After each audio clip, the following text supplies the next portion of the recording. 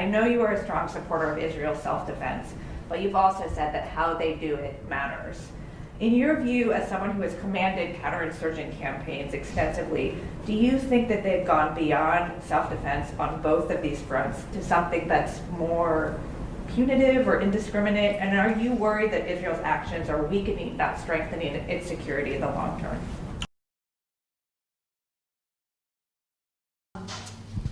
Thanks everyone for joining us for this gaggle. I'm going to let the Secretary give some opening remarks, and then we'll start with Rob for questions. Yeah, again, thanks for joining us on a pretty long trip, but I think we accomplished a lot. It was the last NATO defense ministerial for the Biden administration, and again, I think that was a really good engagement with a number of our allies. And following that, we had a G7 ministerial, and the first ever G7 ministerial, defense ministerial. And I think that was very, very productive as well. You went with us as we went into Kyiv following that. We were able to engage President Zelensky and his leadership on a number of important issues. We announced yet another presidential drawdown package. And then finally today, finished up with a visit to the Vatican. So again, I think it was a good trip overall. And I'll stop there and take your questions. Rob. Secretary, you just met with the Pope, had an audience with him. Can you share more about what you discussed, and did he talk to you about any of the conflicts in Ukraine or the Middle East? Well, it won't surprise you that the Pope is very much focused on what's going on in Ukraine and also in the Middle East as well. He's concerned about humanitarian issues in both areas, and of course we share a common desire to see these conflicts, scale back in terms of the level of activity and a ceasefire in both cases. Again, I think he'll continue to exercise his influence to do the right things, and I'll continue to do what we're doing on our end to make sure that, well, one, Ukraine can defend itself and its sovereignty, and number two, as we've said a number of times, we're going to continue to support Israel in its efforts to defend itself. We need to dial down the tension in the Middle East region, and we need to also find a way to transition in Ukraine. Now, as we've said all along, we're going to continue to support Ukraine.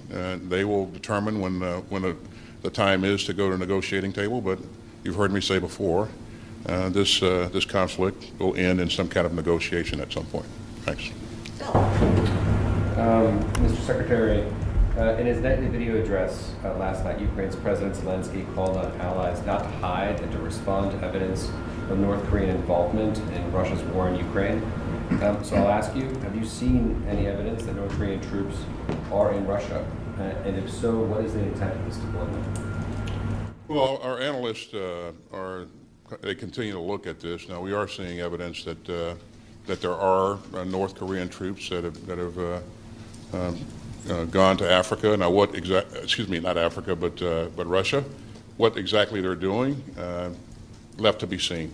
These are things that we need to sort out. We'll have more for you on that later. But yeah, as we continue to look at this, there is evidence that there are DPRK troops, in Russia.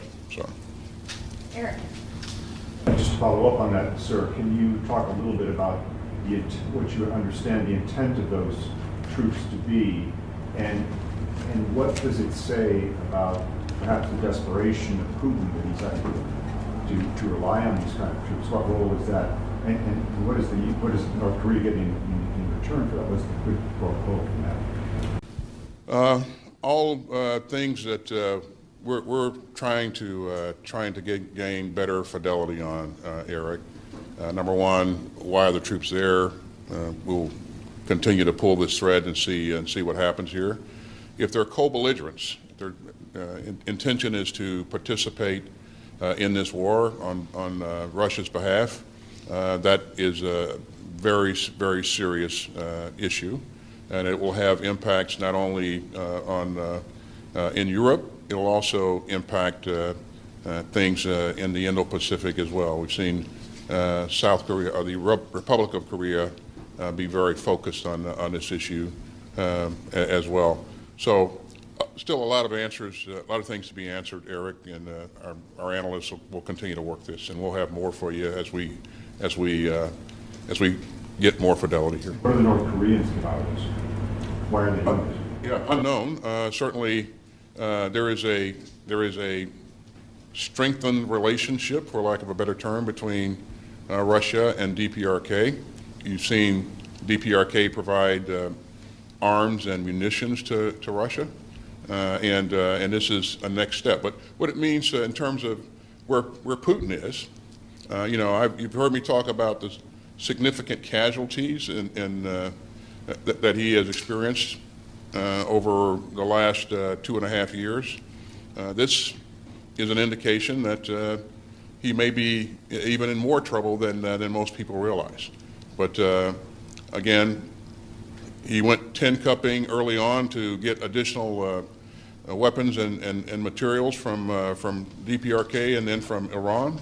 And now he's making a move to get more people, if that is the case. If these troops are designed to be a part of the fight in Ukraine, but we'll see. These are questions yet to be answered. Natasha. Thank you, Mr. Secretary. 2 quick questions. As you're likely aware, there is a DoD official being named and accused on social media of leaking highly classified intelligence about Israel. Is that disinformation? Can you rule out that individual is being investigated, and has the probe honed in on the suspect? There's no OSD official being named as a part of this investigation, so that is not true at this point. I've seen no evidence of that or any indication that any OSD official will be implicated as a part of this. So. And secondly, Israel has claimed that Hezbollah has a major bunker underneath Al-Sahel Hospital in southern Beirut. Doctors who work there have denied the allegation. Has the U.S. seen its own evidence of this bunker underneath that hospital? We've not seen evidence of that at this point, but we'll continue to collaborate with our Israeli counterparts to gain better fidelity on exactly what they're looking at. Laura, Mr. Secretary, I understand you shared with the Ukrainians your duty spend plan for the next 5 months for the Ukrainian conflict.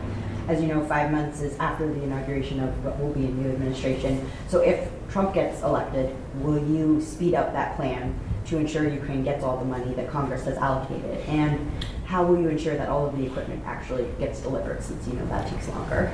Well, as we commit the funds, Laura, everything won't be delivered immediately. So things that we're purchasing now, for example, may wind up showing up a couple of months later. And as we laid out the plan on what we're investing in with both our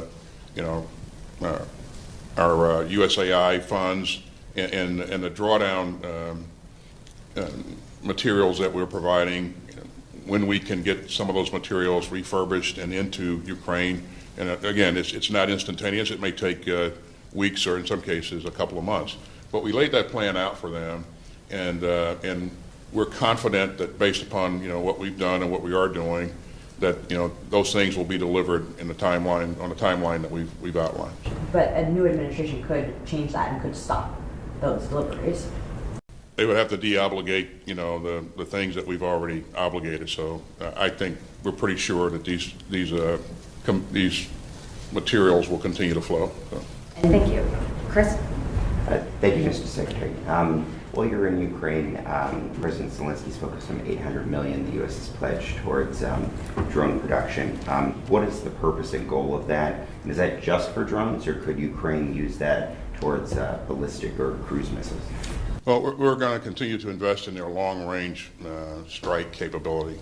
Now, what we've seen is that they've developed the capability to mass produce drones that are very, very effective and that can go impressive distances. We've seen them strike targets that are 400 kilometers beyond the border and even deeper with precision.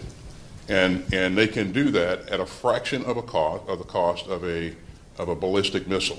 So it makes sense to invest in that capability and their ability to continue to scale. I think that addresses the needs that they'll have not only now but long into the future. Would you say that addresses the long-range strike question that we keep bugging you about? As you've told you so many times, the range of an ATACMS is 300 kilometers. They're striking targets that are beyond 400 kilometers with precision. So, and they can do that at a fraction of the cost. So this balances out the balance sheet here. And if we're going to be able to, if they're going to be able to sustain their efforts, we've got to be able to afford it. And so it makes sense for them to expand the capacity. It makes sense for us to invest in what they're doing. It works. It's effective, and it's precise. So. Thank you. And our last one, Missy. Thanks so much. In Lebanon, the targets that Israel is striking in the Beirut area have widened beyond military sites. It's hitting municipal buildings and health clinics. Last night, there were intense strikes on apartment buildings, and now Israel's issuing the warning, as Natasha mentioned, about this hospital, suggesting that could be a target. And then, on the other hand, in northern Gaza, the UN is describing the situation there as beyond catastrophic. The UN says the IDF is continuing its offensive there, denying permission to rescue people from the rubble. Only a handful of trucks are reaching the north each day. And meanwhile, the Netanyahu government, some of the ministers today were having conversations about resettling Gaza and extending the occupation there. All of that to say, I know you are a strong supporter of Israel's self-defense, but you've also said that how they do it matters. In your view, as someone who has commanded counterinsurgent campaigns extensively, do you think that they've gone beyond self-defense on both of these fronts to something that's more punitive or indiscriminate? And are you worried that Israel's actions are weakening, not strengthening its security in the long term? Well, Missy, you've heard me say on a number of times a couple of things. Number one, the ability to accomplish your goals militarily in terms of achieving objectives and protecting humans or protecting civilians in the battle space. Those two things are not. You can do both of those things. They're not mutually exclusive. And the other thing that I've emphasized throughout, Missy, is the need to protect civilians and provide that humanitarian assistance. And this is something I talk to my counterpart about every time I talk to him. Those two things. We got to be more precise in our operations, and we have to make sure that we're doing what's necessary to get assistance and aid into the civilians. Failure to do that will create a generation of Palestinians that really will continue to resist cooperating with Israel in the future. So you're actually increasing the numbers of insurgents in the space if you fail to do that. It's a strategic imperative in my view. Okay, but just to clarify, is in your view, are the actions that they're taking on both fronts, have they gone beyond self-defense action?